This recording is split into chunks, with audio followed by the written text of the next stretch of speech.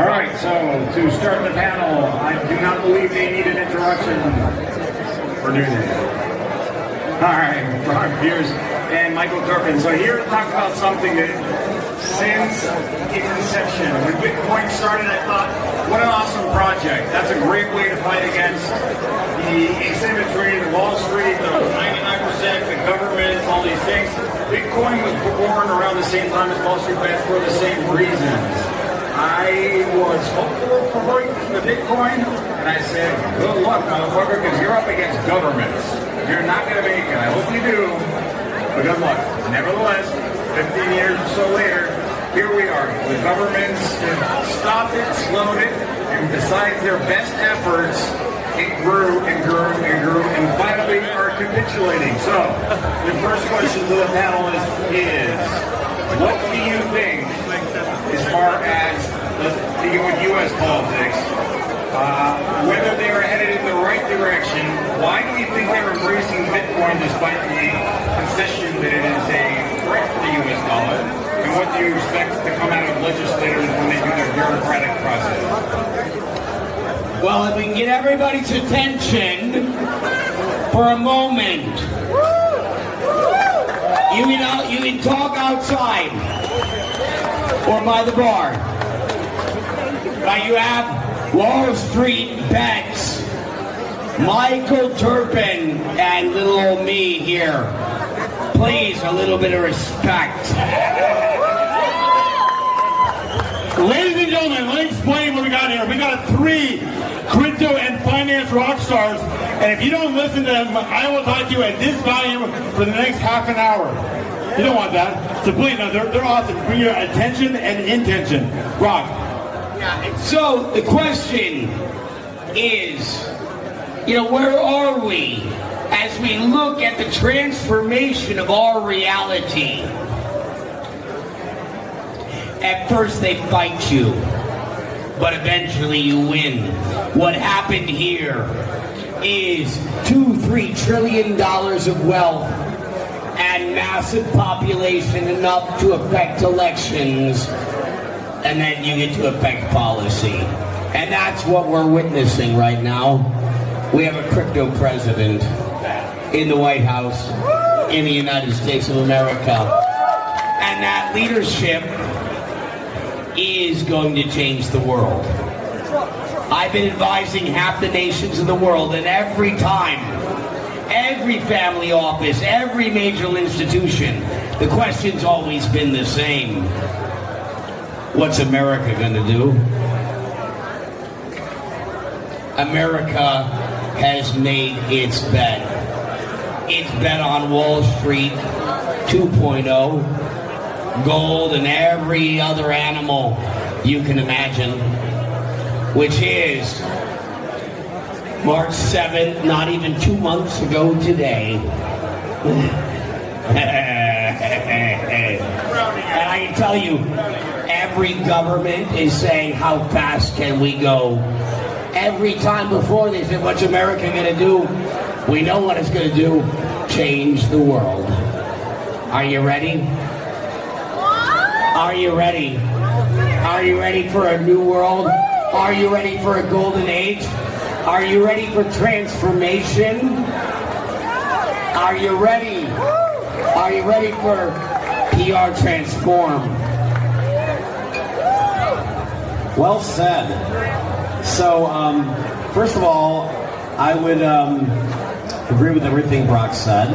I would also argue a little bit with Jamie that I think for the most part, governments aren't necessarily, I think now a number of them are embracing it as an asset to basically fight hyperinflation. And in particular, it's not just Bitcoin, it's now stable coins, right? And without Bitcoin, the original blockchain, remember Satoshi created not only Bitcoin, created the blockchain. It's in the white paper. This chain of blocks. Without that, you wouldn't have all the other assets. As many of you know, I wrote the book Bitcoin Supercycle last year. I successfully predicted in the book that came out, finished the writing of it before we hit the new all-time high, the day that Trump was elected. And that was about the time of the cycle was supposed to happen, but that put an exclamation point on it. And then from there, it went from 73,000 to 109,000 on on inauguration day. Brock and I were both there along with a lot of other people, freezing their butts off to basically welcome the new crypto president. And yes, we've had a pullback now. This is not a bear market, folks. This is an ordinary pullback. This is the 5th Bitcoin cycle out of 33 that we're going to have. The last 25 will have less than 1 million Bitcoin. And yet we only have, here's a statistic everybody needs to recognize, only 5% of the world has even a penny worth of Bitcoin. 5%. Yet we're 95% out of Bitcoin. 95% has been mined. And we're heading into the same kind of S-curve of adoption. You know, it takes a while, a decade or so, for it to start going mainstream. We're there now. And with every other, you can chart Bitcoin adoption versus the internet, versus mobile phones. They're all on the same curve. We are just a little ahead of internet adoption now. Internet went from, you know, nobody, when Brock and I got involved in it, to, I mean, literally 1994, I think there was like 3 or 4 million people. Now it's 5 billion. It's most of the world. And if you get to the same percentage in 20 years of Bitcoin, even if it's abstracted, even if it's through ETFs, whatever, you can't make more Bitcoin. You won't find it on Mars. You have to just simply buy it at a higher price. This has been different than any other disruptive technology. You need more internet? Call Cisco, their stock's going to zoom. They'll make more routers. You need more mobile phones? Motorola was God candle on their stock when they were making phones. You can't make more Bitcoin. And that's what's different. And that's also what's enabling stable coins. The percentage of stable coin growth has just been astronomical. I think it like quadrupled in the last couple of months just in Western Africa. And as Donald Trump astutely observed, and he didn't get this his first term, but he sure gets it now, this does not hurt the U.S. dollar. This exports dollars around the world. And what's Tether doing? Founded by Brock, by the way, was buy one of the top 3 or 4 buyers of T-bills in the world. And as stable coins continue, it will be led by Tether, USDC, and a few others, some new ones too. Right here in Dubai, Reed Collins, who's the co-founder and original CEO of Tether, and Gundeep Ryan Singh are starting Pi Protocol. You can Google it, and it's like a Tether, but you get to keep the yield. You know, so there's still a lot of innovation to happen. A lot of this is happening right here in Dubai, and the U.S. has obviously been good friends with Dubai. You haven't heard a lot of the trade issues really be, you know, expounded about anything between Dubai and the UAE and the U.S. as opposed to Canada coming out now and saying, oh, the whole world's changed, et cetera, et cetera. But no, I think for the most part that it is a brave new crypto world now, and we're happy to live in it. Isn't Canada a state? Both of America. All right, so actually this is a moment that I wish I wasn't the moderator and actually a panelist because I had my opinion as well. It took a lot of balls for somebody and a lot of foresight to realize it's not a threat, but an increase of demand for the dollar, right? Because I'll leave it at that. But living in Mexico myself, being very well familiar with the politics of economics, yes, you're right. El Salvador was the first one to adopt Bitcoin, right? And Ecuador right now uses the U.S. dollar, physical bills, the green ones, as because they're fighting inflation. So for similar reasons, similar approaches. But now that begs the next question, since you guys are more long-winded than I am. The question is one word: CBDC. That's the question. Well, I was just with my friend who invented the term for lunch. He ran Sina, starting Chanda, and the Chinese internet.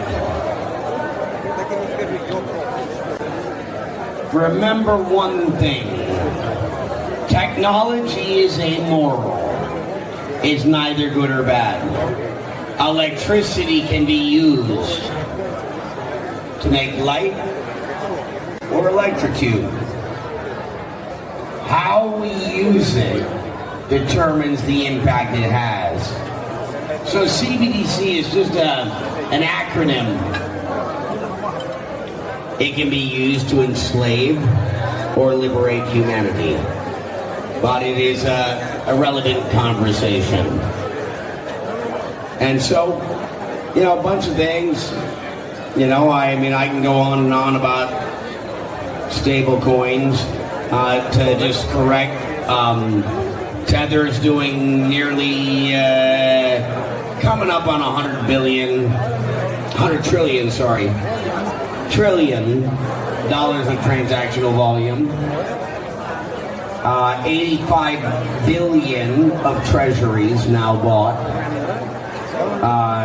Bigger than any company in the world.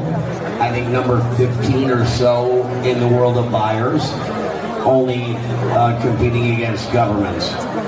And I spent a lot of my life explaining to the National Security Council why they shouldn't shut me down. And I'm glad we're here. I said one day you'll thank me. And they do now.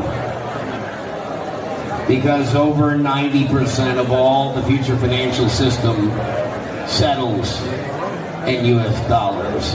At a time where demand for dollars is in decline, brick or otherwise, and the dollar demand is on the rise as a result of trade settlement and otherwise. And so, here we are. Where do we go from here? You, each and every one of you here, the future is going to happen to you, or it's going to happen with you. Be the change you want to see in the world. It is a reflection of you. Our reality is our collective reality, and the only way you upgrade it is by being your best possible self. And we have a lot of creators and builders right in this room. We have a massive amount of them this week. And thank God there's no rain this week, right? Last year was the halving. I was on Brock's boat when the halving hit. I was expecting fireworks to go off. I mentioned this in the opening pages of my book. And but it's just remarkable when this conference moved from London to Dubai. And of course, simultaneously, Dubai passed Heathrow as the busiest airport in the world. And so this is a fitting place to be at the pinnacle of the most disruptive and most important industry in the world right now. I mean, AI is important as well. And I think they're going to go hand in hand. You can see with all the investment in decentralized AI, which is being kind of laughed at right now, just like Bitcoin was. And by the way, your statement, you recorded the short version, starting with fighting. It's attributed to Gandhi. Nobody's seen the actual quote, though. First they ignore you, then they laugh at you, then they fight you, and then you win. And right now we are in the winning. We're at the start of the winning. Still some fights happening. Elizabeth Warren is sort of locked in a little cage, but if the midterms go the wrong way, she'll be out fluttering again. So, I guess...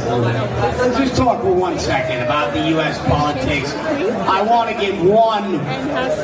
Forget your politics.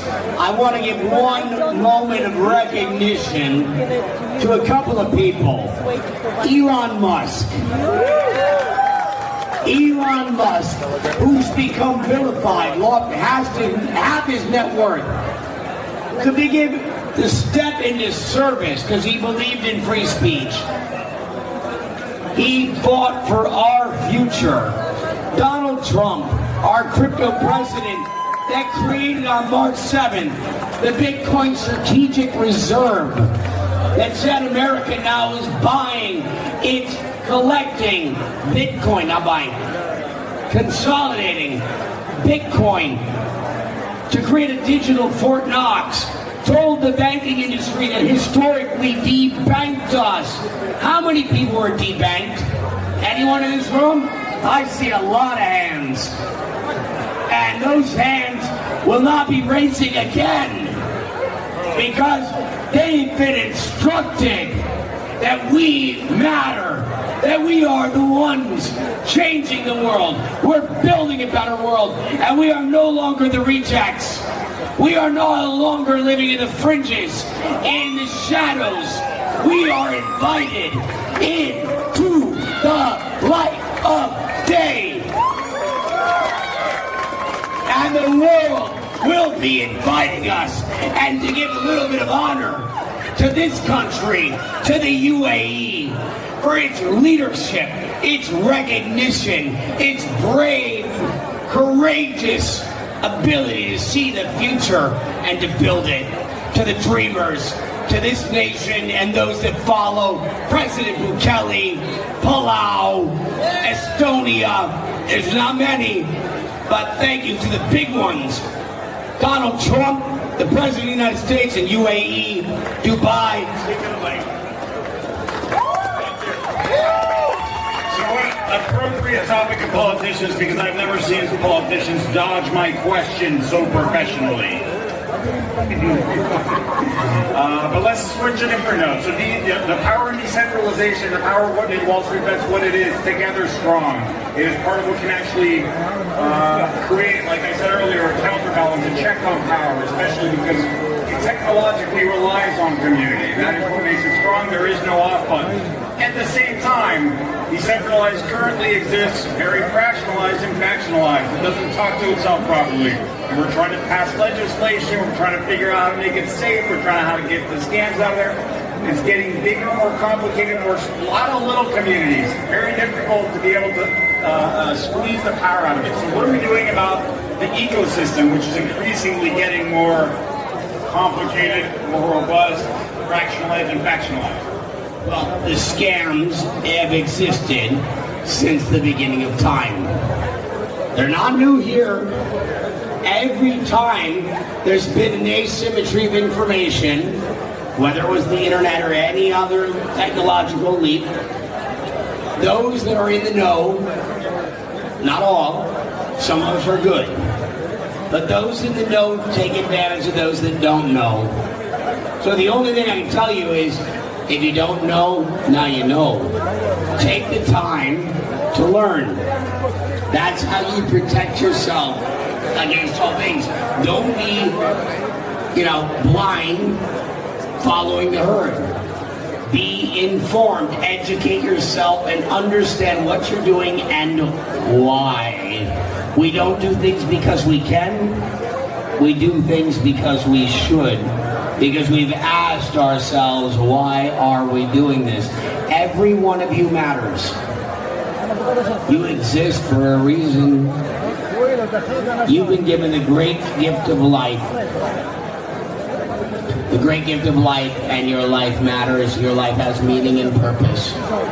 And I pray you find it if you haven't yet. Thank you, Brock. You had two parts to your question. One was on scams, the other one was on silos. I'll address the silos. I think that we're going to be coming into a golden age of the melding of blockchains. I know there's a lot of Bitcoin maxis out there, no second best, Sailor, etc. And I think Bitcoin will always have a special place in the world as the ultimate store of value, and increasingly it will be digital gold, that every country starts wanting to have more Bitcoin USD value than gold, and there's just not that much going around, so it's going to continue to get priced up.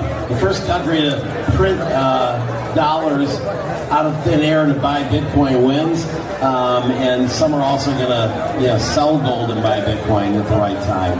So, but at the same time, you now have a lot of new technologies, many of them being built in Dubai, built in this room. I'm an investor and advisor in Nakamoto Hub. I believe the CEO and the Chief Business Officer are still here in the back. And they have a platform called Tachi that is actually building EVM and Solana VM natively on chain with Bitcoin. And so that type of thing will bring things together. I know DNA has a number of different companies that has backed, as have I, that are looking at doing multi-chain in a seamless and safe way, whether it's bridging, whether it's bridgeless, whether it's on Bitcoin, whether it's on Ethereum, whether it's just doesn't matter. Matterfy's who won here is doing some interesting things in the ability to go in between chains. Wire Network, who's did an event earlier this week, also doing that. So there's some great innovation. And Tachi's doing it right in Dubai. There's a lot of companies now that are being built, not just funded in Dubai. And the U.S. finally is starting to have people stay in the U.S. and even come back to the U.S. Nobody wants to go and build products in the BVI, right? They want to build them in New York and in San Francisco. We're still working on New York, and you've done a great job with Eric Adams, Brock I, and Mayor Adams had a great fireside chat like this in tokenized Puerto Rico Blockchain Week. Well, I was on the phone with the mayor of New York City on my ride here. I was on the phone with the mayor of New York City on the ride here. He is hosting on May 20th a conference at Gracie Mansion. Contact me if you want to be part of it. To make sure that New York City, the historic financial capital of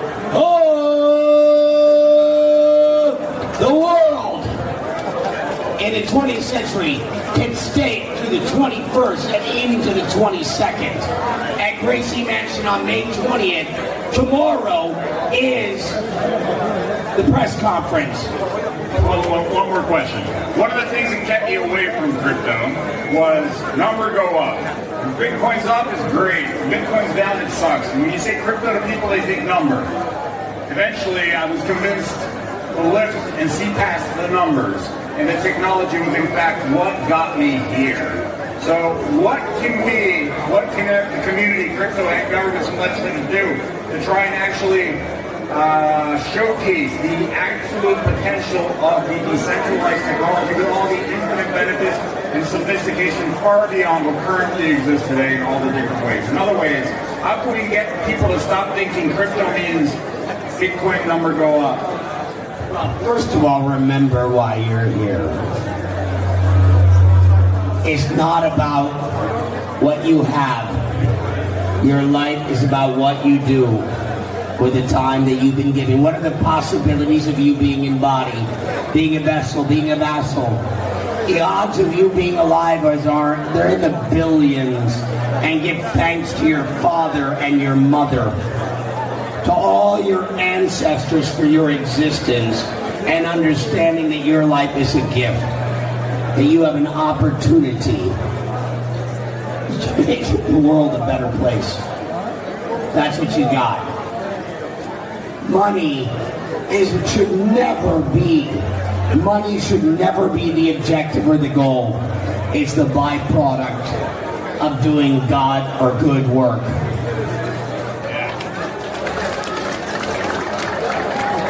If you're chasing the almighty dollar by whatever name it has, you're on a fool's errand. You have the ability to change the world. Every single one of you here. I hope you rise to the occasion.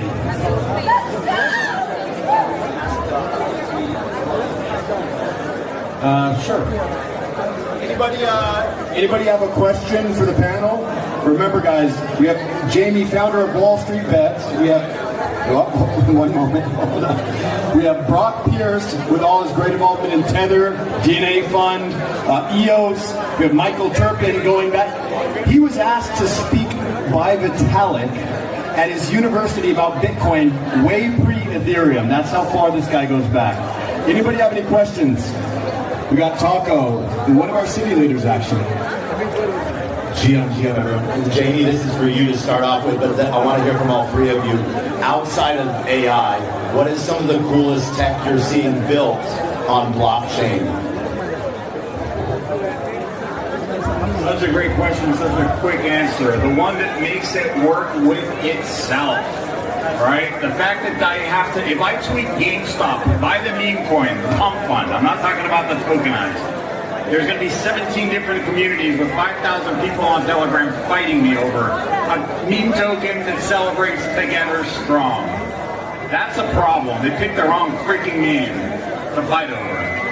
So the technology that I'm most enthusiastic about is the one that makes crypto a single concept, a single entity that works with itself natively, trustlessly, no third-party consensus mechanism, in a way that is easy for everybody to onboard. You can buy Trump coin with Bitcoin in one shot, and Satoshi Nakamoto can shake hands with Vitalik with the fact that everybody agrees with this. That's what I'm betting on, and that's what I believe is going to be the future. And shout out to Wire Network, because they are the only ones that I believe have accomplished this. So I'm going to take that question and answer a question that many think about. Are we facing Terminator? As we look at the landscape of work, as it changes, as most work to live or survive. Some of us are so blessed that we get to work to live.